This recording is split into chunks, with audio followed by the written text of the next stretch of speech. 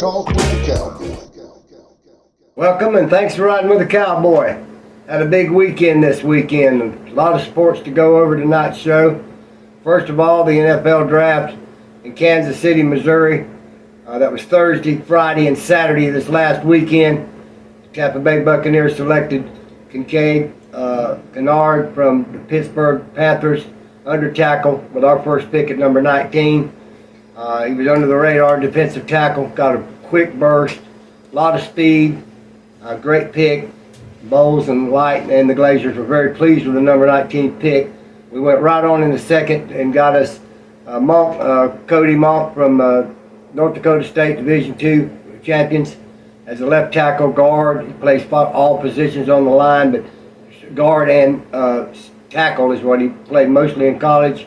We went out in the third round and got Yaya Dimba from the Louisville Cardinals, a big defensive end, reminds me of JPP. We got Dennison from Pittsburgh, Palmer from Nebraska, a wide receiver, Rivera, a defensive end from Michigan, Eastern Michigan, in the last pick of the draft. Did real well in the draft, picked up good speed on both edges with Rivera and Yaya. We're going to get to know that name. Cody, our redheaded, no-teeth guard and tackle from North Dakota State, is going to be a starter on that line, no question about it. He'll have long red hair, and Jensen will have floppy red hair. And Kincaid, a good under tackle that remind us a lot of Warren Sapp with his spin move and his speed to the quarterback. He'll collapse that pocket. So we did a real good job on the draft. The Bucs were absolutely ecstatic with it. We did a real good job with the picks we had. We didn't go up and down and trade away a lot of picks for next year, but we got a good nucleus there. And for the first time in quite a many years, we're going to have actual competition out there at One Buck Place this summer. And some of these players that are setting up on the edges and some of these other positions that haven't played real hard better watch out, because there's about 5 or 6 or 7 new players going to come out and take their jobs. I can tell you that from the draft. Joe Tryon Sharenka is one of them that I'm talking about, straight to. He probably won't see much playing time when Yaya gets out there and shows you what he can do. So we got some good prospects coming in, and we're going to see what they do this summer. But it was an excellent draft. As you know, Bryce Young went first to the Panthers. You heard it here with Sports Talk with the Cowboy, and C.J. Stroud to the Texans. So it was a great draft. The Texans moved up and got the third pick. Anderson, the linebacker from Alabama, which is a dramatic pick for Houston. They got 2 big picks. 2 of the first 3 picks the Houston Texans got. So it was a very, very long 3 days, but very, very, very good 3 days, especially for the Buccaneers. I got to say, I'm very excited what they did pick up, and we're going to see all these players that are playing next year. And Todd Bowles and Jason Light and the Glazers have done a good job of building a little nucleus for years ahead, and positions that we really needed. We needed speed, we got speed. We needed edge rushers, we got edge rushers. We needed some physicality in the line, we got that. So, good job for the Bucs. This was a big thing that happened this weekend over Tampa at One Buck Place. Congratulations, Tampa, and for Buck Nation and Cowboy Nation. So now we're going to move on to the Tampa Bay Lightning. As you know, they were beaten by the Toronto Maple Leafs in Game 6 at Amalie Arena. They went up and won the game that we was talking about last show up in Toronto and got it to Game 6 in Tampa. And they were defeated in overtime, ending their season, ending Lord Stanley's chase this year. But for the last 3 years prior to this, they've been in the Stanley Cup Finals. So congratulations, Tampa Bay Lightning. It was a sad way to go out. They hadn't played consistent hockey most of the end of last year. They didn't play consistent hockey when they got in the playoffs, and this is what happens to you. So we're sad to see the Lightning go. They played hard, but they just couldn't. Those 2 games they lost, the game before they went to Toronto, both in overtime. One, they were ahead 4-0 at one point, and lost both those games in Amalie. That's just not what the Lightning plays when they're playing Lightning hockey. They don't lose 3 at home in overtime. They just don't do it. So congratulations for what they've done, and we hope the next year that we can make a deeper run. But the end of the Lightning season came last week, as y'all all know. We're still the Thunder for the Lightning. Now we're going on to the Tampa Bay Rays, another bright spot. 24-6 is their record after 30 games in Major League Baseball. They lead the Major League standings and wins, and they're playing a 20-10 team in the Pittsburgh Pirates, which are in town. Last night, 3-1 victory, Tampa Bay Rays, in a clinic on baseball. They're playing, as we're shooting this show, the second game in Tropicana Field. They'll play one tomorrow afternoon, and then the New York Yankees will come to Tropicana Field and play this weekend, all 3 games.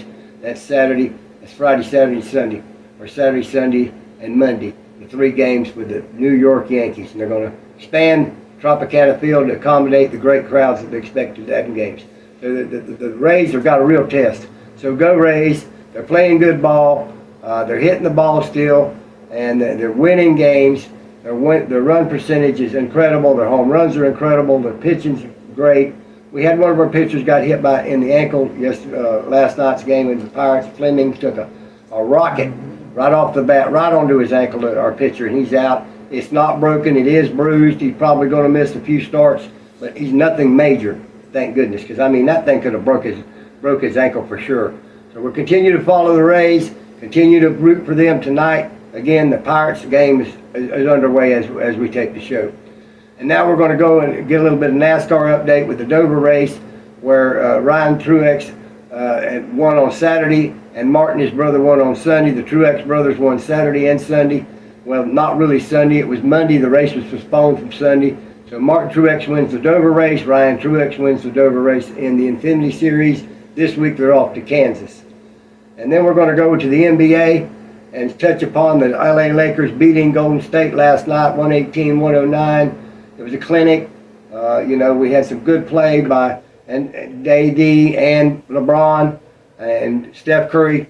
Even though they double-teamed him, even though they blitzed him, scored and kept him in the game close. But we'll just have to see. Game 2, I think, is not after this show. Maybe Friday night is Game 2. In that series, the 76ers series, the 76ers won their first game, and the Heat won their first game in their series. But we'll keep you posted with a little bit of NBA playoffs here in the upcoming shows. Now we're going to go to the question and answers tonight, and Rudy from Avon Park wanted to know what I thought about the draft of the Bucks. Grade, I'd say A, Rudy. They did real good. Excellent, excellent draft. These players are unsung, but they're going to be players, Rudy, for many, many years for the Bucks, and it was a great draft. It really was a great draft when we look back, I believe. We'll just have to see how that goes, Rudy. But God bless you for your question. And the next question is from Alice, and Alice wanted to know about the overtime losses with the Lightning. Alice, it was uncharacteristic from them to have lost those games in overtime for the Lightning, especially all of them at home. And it just wasn't uncharacteristic, and we just got a bad feeling, and everyone did, and it just came to fruition that they'd go back up to Toronto and win a game and then come back home and lose. So it was just not good. But Alice, they had a great run. They won 2 Stanley Cups, and last year they were in the finals. So God bless the Lightning. So Alice, I think that's what happened to them. I think they kind of wore out after all these years of playing extra. They played a young, fast team, and they've had an up and down season, as you know. They missed a lot of defense with Ryan McDonough going to Nashville. A lot of their other players going under Palat. A lot of them left, 3 or 4 left last year, and it sure showed up this year in the playoffs, I think, especially up around that goal and these overtime periods, frankly. Thank you for your question, Alice. And the next one is from Tim, and Tim's in Frost Roof, and Tim wanted to know what I thought about the new defensive tackle, Kincaid from Pittsburgh. I think he's going to be a great player. He's an unsung player. He's going to learn a lot from Vita Vea and Greg Gaines, the Ram that we brung in, and now is a Buccaneer. And he's going to learn that defensive tackle position, but he's got quickness. He's got a first step quickness, and he was the number 1 in speed in the offensive tackles and defensive tackles position at the combine. So he's got really a quick burst, and I think if he can get around the edge of these big guys up in the middle, he can make a difference, kind of like a guy named Warren Sapp used to. God bless you for your question. I'm not comparing him to Warren Sapp. I'm praying he's half as good, okay? But let's see what he can do. But he's got that flip rush. God bless you for your question.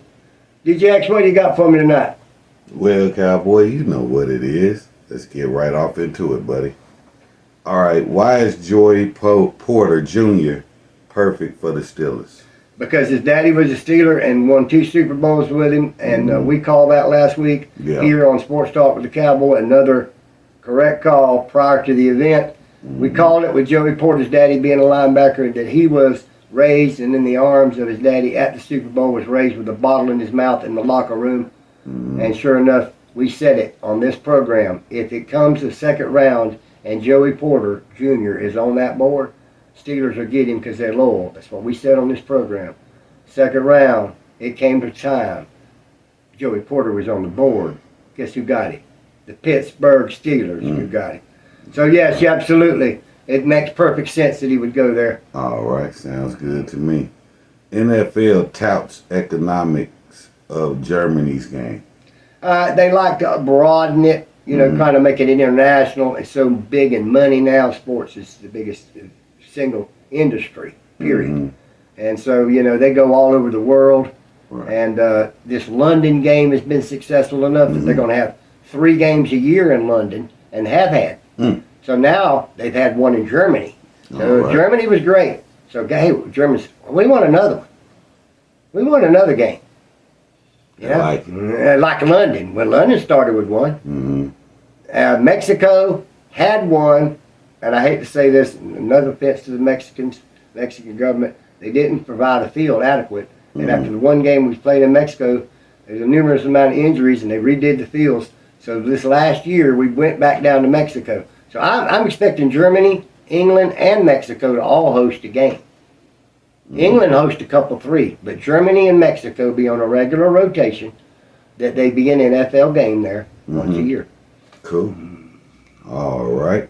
Moving right along.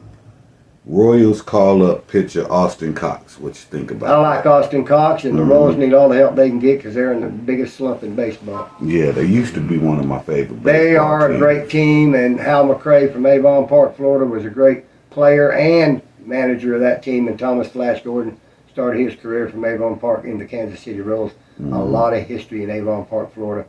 By the way, Thomas Gordon's baseball museum was been dedicated in Avon Park, and we're just talking about the Royals. And here was the star player of the Royals, Thomas Flash Gordon, and the predecessor, the great Hal McRae from Avon Park.